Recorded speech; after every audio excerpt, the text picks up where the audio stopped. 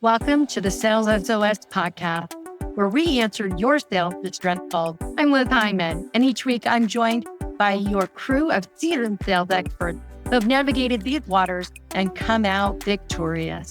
So if you're ready to turn your sales distress into sales success, you're in the right place. Let's dive into today's topic. Hi, I'm Liz Heiman, and I am here with the Sales SOS podcast crew to talk about selling in a down market or uncertain times. And we're going to be talking in this episode about how do you navigate sales? What do you need to do differently? What are the things you need to be thinking about? What are the strategies you need to be putting in place? We're going to talk in depth about what do you do? What do you do when the market isn't favorable to you? And let me introduce the crew. Today we have Brynne Tillman, Mike Simmons, and Darryl Praill has joined us, and Chris Bully and Renee Bigelow. And we were in our last episode, we were talking about mindset, but really there's a whole lot more that needs to happen than mindset. And I think I want to just say a couple things before I let you guys jump in. And the first is that we have to remember that in a down economy or in uncertain times or when things are changing, some companies naturally, for whatever reason, will do better in those economic conditions than in others. Like a perfect example of that was Zoom. So sometimes a down economy or uncertain times will help our particular business. But in general, when times are tough, it's really important for sales organization and sales teams to be really thoughtful and to be really structured and to plan out ways to address the situation. So I'm going to throw it out to the crew here. Navigating uncertainty, navigating economic downturns. What do we need to know or do differently? Go ahead, Brynne. Yeah, I'm happy to. So I think the first thing we have to do is truly get some empathy, right? We've got to understand it's not just about that I'm having a hard time at work or I'm not making my commissions or I'm not selling. How is this affecting your client? So I think having that empathy has to be the very first thing. And that comes from active listening and understanding and detaching from your pain in those conversations, from your fear in those conversations, and just be aware of what they are facing in their uncertain economic climate, right? In their industry, in their company, especially if you're talking to business owners, because they are going to be often panicking the most versus someone that thinks they can get another job or they might go get another job. So that empathy, I think, is really important. And then there's just a few things that I think I'm not going to go deep into each of them, but what from a social selling perspective, value-driven content has never been more important, where we are providing value that can help them, not telling them how we can help them, but actually helps them at least move a little forward in their current situation. I think it's an opportunity for building stronger networking relationships and referral partner relationships and leveraging our existing network to get in front of other folks. I also think that, collaboration, which I guess is kind of, like something like this, where, we're all on this and, we have the podcast and this will go out and, my conversation will get in front of Chris's audience and, Mike's will get in front of Darryl's, right? And so we're cross-pollinating our expertise. And I think this is something salespeople need to do. And this is the last thing, and then I'll pass it over. Because salespeople say, well, who do I work with? Like for us, it seems obvious. I tell my clients, go to your clients and ask them, who are their other trusted advisors? Who else are that your clients working with that is not a competitor, but if your client is buying from you and them, they are a great referral partner, a great collaboration partner. So start asking your clients, who else do they love, and meet them, because that to me is one of the best ways to grow those trusted advisor partners that now you can go to market together You can expand your network with one another. And so in an uncertain market, when you strengthen those relationships, it just helps you to expand your reach. So I want to stop for just a second and back up. So Brynne talked about 3 different kinds of ways to approach this. One is strategically, right? What are the strategic things that we need to do? And the one that she just mentioned was, let's leverage relationships that we already have. That's a strategic decision, right? Part of it was about communication. How do we communicate better when people maybe aren't paying attention as well? And I think that also ties into skills. Like, what skills do we need now that we maybe didn't need as much of when people were buying more? So I always say that in really good economic times, people often buy in spite of the sellers that they're working with. And when times are less certain or not as good, we don't buy in spite of. We just walk away from that decision because we don't feel safe. And when we have more room to take risky decisions, the salesperson is less important. When we have less room to make risky decisions, your salespeople are critical, because I'm not going to make a decision if I'm not sure. I'm just not going to do it, not when I don't have room for risk. So let's talk about some of them. And I know there's a question over here, George. I see your question. Hang on just a minute and we will get to that. But let's talk about some of these different things. Let's talk about what kinds of strategies do we need to put in place to navigate difficult economic times. And then, and I would love to hear both the marketing and the sales perspective on this. And then let's dive into skill sets. Can we start with strategy? Sure. I think the first thing that you have to really understand is something you sort of alluded to at the beginning, Liz, is, do you understand how the particular economic macro climate impacts your customer base? Do you actually understand whether it's positive or negative? Get to that place first. Then how does it impact them? And does it impact the area that you sell into? And then be able to start from that position. If you go from that sort of macro approach, then you can start to say, okay, well, what are the levers that we're able to push, pull, whatever, in this particular environment that's going to impact something that they're going to care about, right? As opposed to just going with maybe your standard approach or something like that. At least that's, so I know that's both strategic and tactical, right? So the strategic is, let's look at my clients. Which ones are going to need the kind of help I can provide them during this time? Which ones are going to be growing like crazy during this time? Which ones are going to be maybe contracting more? And if I can think about that, then I can start to get tactical about how I'm going to communicate with them about it. I love that, Chris. Yep, we're mainly still having it that way. Hang on, Renee. We still have static when you're trying to talk to us. So are you saying that Renee is static? Is that what you're saying? What I'm saying is, when Renee speaks, I know. She's electric. She's electric. That's a much better way of saying it. I love it. I can jump in here while Renee tries to figure out her audio issues, if you want to, on some of the strategic stuff. That would be great. Yeah. So I have been blessed to have been through way too many down markets. The white hair, I think, came because of that and 2 kids and a wife, but that's another story. And here's what I know works. All right. Cause it's hard. It is hard. So, we just talked about mindset. Mindset applies to the answer I'm about to give a little bit. Mindset says, in a down market, there's more than likely going to be tightening of the belt. So that means you're probably going to expect, maybe no massive wage increases. It might be maybe people who leave the company may not get replaced, that kind of stuff. So the first thing to understand is expect that. Now, in that, which can be scary, is opportunity. Here's the strategic part. Your customers are going through the exact same belt tightening and uncertainty, and they're looking for ways to save money. They're looking for ways to have bigger wins. So that's your opportunity. So let me give you some examples, all right? So number 1, the competitive steal. When times are good, we're just dealing with all the leads coming in.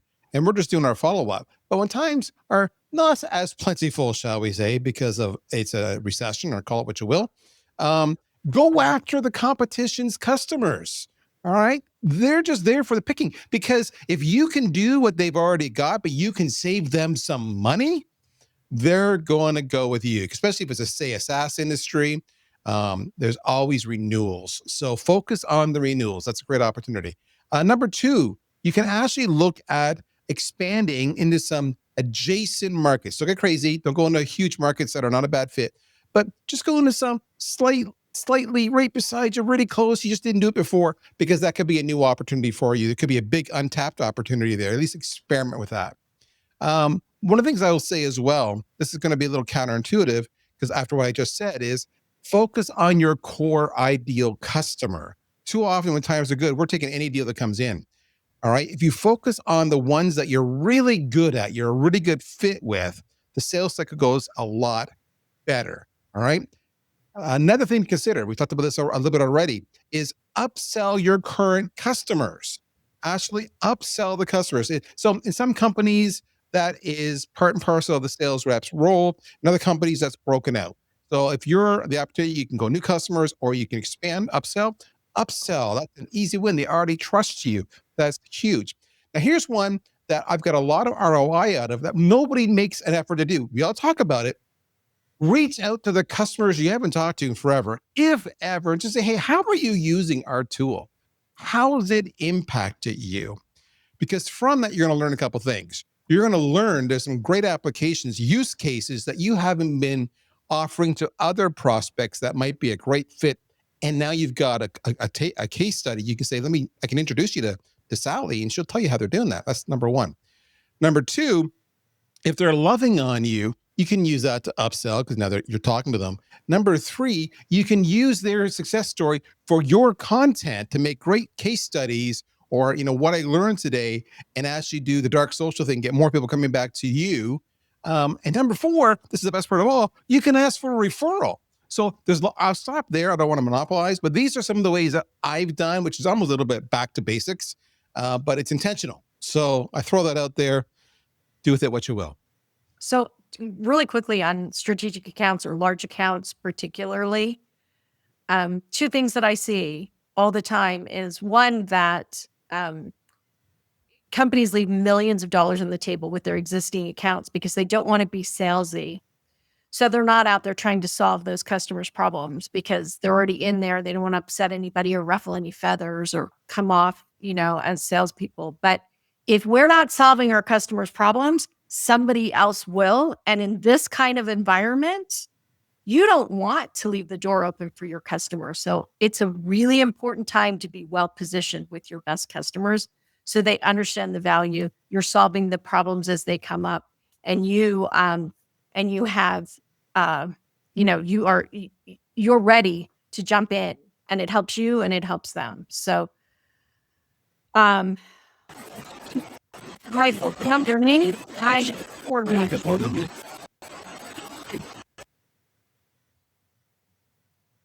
it's just not working.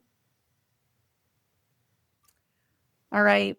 I don't know, Renee, if you want to, she just jumped out again, see if she could get back in without so much noise. Okay. So Mike, do you want to jump in?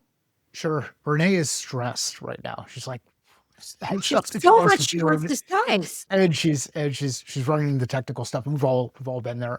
Just like this kind of stuff that we're running into, both with Darryl's white hair and the discussion about the importance of going back to basics. I think one of the other questions to ask internally, and think about it through this lens, there are certain things that you have control over. You do not have control over what your customers are doing. You have more control over the things that are happening inside your organization. So one of the things you have direct control over is your decision-making capability. Go back to your principles. What are your guiding principles inside your organization? How do you make decisions, and are you sticking to those in this time of uncertainty, in this time where people are getting distracted, in this time where people are working on taking chances? And one of my guiding principles is don't make your problem the customer's problem. Like, don't make our problem the customer's problem and try to transfer that over because we're behind on our numbers, or we need to get something done this month, or we need to do whatever. The word's been thrown out a couple of times today already. It's empathy. Empathize with the situation that they're running into and be clear about decision-making criteria on your side, and be comfortable asking those questions around decision-making criteria on the customer's side. Like, what are their principles? What are they trying to work through? Where are they focusing their time, energy, and attention? They'll remember the presence that you have in that operating environment if you're there to continue to support them and help them work through it. They will also not forget if you make it all about you. Yeah. And if you don't feel like you can be empathetic, try being compassionate. You don't have to understand where they're coming from to know that they are having a problem. So at least recognize that even if you don't understand it, you can be compassionate about the fact that maybe their company isn't making a decision to buy this right now and it's making their life miserable. Putting pressure on them doesn't help them. Figure out how you can help them get what they need and want. Like you said, something else I wanted to comment on, but I can't remember what it was. Okay. So we're navigating rough waters, right? That's what we're doing right now. How do we get through this? What else can we do as a company, as sales leaders, as salespeople to navigate? So I have a little shortcut, and I love this, and I might get pushback, but I put a prompt in chat, and I use AI as my coach. I talk through things, I role play with it. And, there's an objection handling prompt, which I'm a sales professional. I'm getting objections. You are an amazing sales coach that can help me overcome objections. Ask me the situation. And it's really about, I want AI to interview me on what are the objections I'm facing? What am I feeling? What am I thinking? What am I hearing out there? And it really can have a big impact on helping you work through how to handle some of these situations. I am kind of blown away at what it can come up with. But here's the thing, and this is the most important piece. Make sure you're training AI to interview you, not just answer blindly, right? Ask me the questions about my client, about the situation, and give me some ideas, and then ask me if those ideas resonate with me. And if they don't, let's take another direction. Treat it as a conversation, and it really can help you. Yeah. It doesn't matter whether you're talking about, hey, help me with an objection, or hey, help me with messaging. What I'm saying isn't working. Like, you can use AI to help you bounce ideas back and forth. Just don't take what it says as necessarily fact or perfect. Take everything with a grain of salt and think about it. Like it's a peer. Not everything every one of your peers say you're going to agree with, right? But take it in and evaluate if it makes sense for you. This is going to irritate people, but I'm me. And go irritator. So maybe the answer is less, not more. Like, not just keep adding new things to do during this period. Like, maybe it's eliminate the stuff that you need to do, create this level of focus, like eliminate before you accelerate, like go through and remove all of the unnecessary so that you can focus time and energy on the things that matter most. Now, that's not a justification for you as a sales rep to say, hey, Mike said do less, or less is more. If you're not doing your work, get out and do your freaking work. Like, if you're not creating pipeline, do the activities that historically have created pipeline. If you're not developing pipeline, do the activities that historically have developed pipeline. Be a project manager. Be deliberate in the way that you present yourself. If you're just trying to throw stuff at the wall to see what sticks, you might be doing too much in that area. So let's do, reflect, iterate. Do, reflect, iterate. Do, And with a little bit of planning on the front. Is there a school you went to, Mike? You got like 1,000 cliches, and I just wanna learn Hold from on. you. Are Go they Devils. cliche? Are they cliches? Or if I'm the one who's saying them for the first time, then they might just be quotes. Okay, they're quotes. They're words of wisdom, pearls, I might say. My words of wisdom. Sound bites. Actually, so short story, Neil deGrasse Tyson in Masterclass was absolutely phenomenal. And it was watching him share some of the issues that he ran into when he was doing, when he was being interviewed, and they would cut little pieces out where he said, look, get things down into sound bites. So I have focused, Darryl, for the last about 2.5 years on just nailing bits, like nailing quotes. So each of those things, I'm like one of those toys in the store where you pull the string back and that one thing comes up. Magic 8-ball. You can call me whatever you want. Yep, Thanks. yep. I appreciate it.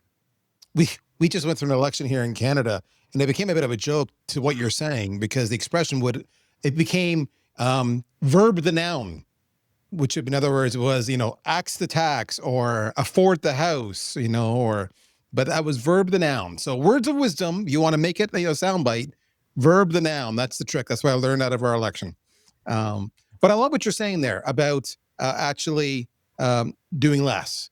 And it's almost something that I was trying to allude to earlier, where I was saying, you don't have as many leads, so now you can focus on your core ICP. You can call those customers that you didn't do before. And what I love is what Brynne is doing here with her examples. So you may not have had time to really master AI or to role play or to improve yourself by understanding how to respond. This is one more example. Her examples here are what Mike's talking about. Do a little less, invest in yourself, overcome the challenges you're facing. Brilliant advice. Verb the noun. So I want Renee to jump in. And 1 second, just before she does, I want to just say that this is the time to think about, what are you doing that's not working, right? I get brought into clients all the time. We've been doing this all these years, Liz, and it's not working. This is a really good time to look at what's not working and start thinking about what might work better and start implementing that. If you're in a hole, stop digging, right? I did that just especially for you, Darryl. All right, Renee. While I was restarting, I wrote a couple of notes just so I could remember. Liz, you talked about this a little bit, but not the specific point with key accounts. And that is prioritize your risk. So for instance, I have had clients where 40% of their revenue might come from one customer, or maybe 20%, right? Maybe they really grew last year and all of a sudden you don't have the balance that you expected, or you lost some other key accounts and now you're out of balance. So really strategically prioritize your risk and figure out where you're most exposed and what you come up with a plan for what to do about it. You may need to really zero in on some of those key accounts that are very high risk for you. As far as dealing with customers and how you can help this in a time of volatility, not even just down, but in a time of volatility, because if your customers are blowing and growing, they also don't have time for change. And if it's a down market, they're very scared of change often, right? So it can go both ways. So I just say in a time of volatility, one is, and this is a little bit more of a marketing perspective, but one is shrink the change, right? So I'll give you the instance of a SaaS customer of mine, full array of features in the SaaS. Pick the ones that are going to be the most relevant to right now, or the easiest for them to implement, instead of thinking that they have to go through all the change. Because if they're in a huge amount of volatility, they are not going to manage that change all the way through their organization right now. They're fatigued, they're stressed, they don't know exactly what. That is not the time. Mike, you mentioned earlier, I don't know if I would introduce new process in the midst of chaos, right? Would that be the best time? Sometimes you have to, but it's not always what the default is. So shrink the change and lower the risk however you can, right? Whatever ways that still fit your business model that you can lower risk, find ways to lower the risk. And then this is a combination of strategic and tactical on this one, but you need to obsessively track the industry, your companies, your accounts, and the people inside them. In times of volatility, there are often lots of triggers that can move people into sales, or that you need to be very aware of that could move people out of being a customer. So, for instance, a lot of people will track the industry, track the companies. Are they closing offices? Are they opening offices? Are they adding products? Are they shutting down products? You need to know what the company itself is doing. But take it another level down. You need to know if your champion is leaving the company or has left the company. And you need to know that immediately. You need to know if that champion's boss has just been hired. In times of volatility, people move around. There might be layoffs. There might be promotions. There might be fear that they need to jump to another place, or simply openings in other places where they're getting recruited. Again, volatility, not just down market. So track the people in addition to the company on top of the industry, which is what most people do. And I think this leads to another really important thing when we're thinking about being strategic. We could talk about account-based or multi-threading. So often we allow or enable our salespeople to talk to one person, maintain a relationship with one person, and in volatile times, people are moving, right? So if you only have one relationship and you're counting on that person to make the deal happen with your customer, you could be in big trouble really fast. Yeah, that's than other times. That's part of that. When you analyze your risk, right? If you have a major account, a key account, and you have one person you've been talking to, it's a great time to make part of your plan to talk to 4. Or if you know that they are under some sort of budget constraints, but I had a client 2 years ago in the midst of, still kind of coming out of COVID, and all of a sudden, a PE firm just knocked down to their entire company and just said, I don't care what you do, where it comes from, you have to cut $10 million by the end of the week, right?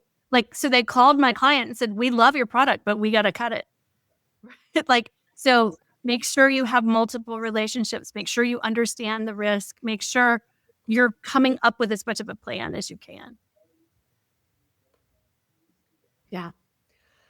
Okay. I'm going to close this episode and jump into our next one, and sort of talk about what's going on right now and what things and how might that be impacting our clients and what might we want to do. So thanks for joining us for this episode. And we will dive into the next episode in just a moment. And that's a wrap for this episode of the Sales SOS Podcast. A huge thank you to our experts for throwing us a lifeline with their insights. We hope that episode has equipped you to navigate sales leadership with confidence. Never miss an episode. Subscribe to your Sales SOS Podcast on your favorite platform. If you have questions, comments, or topics you'd like us to explore, join us live on LinkedIn every second Friday, or share your questions on LinkedIn or YouTube. Until next time, keep sailing toward your sales goal.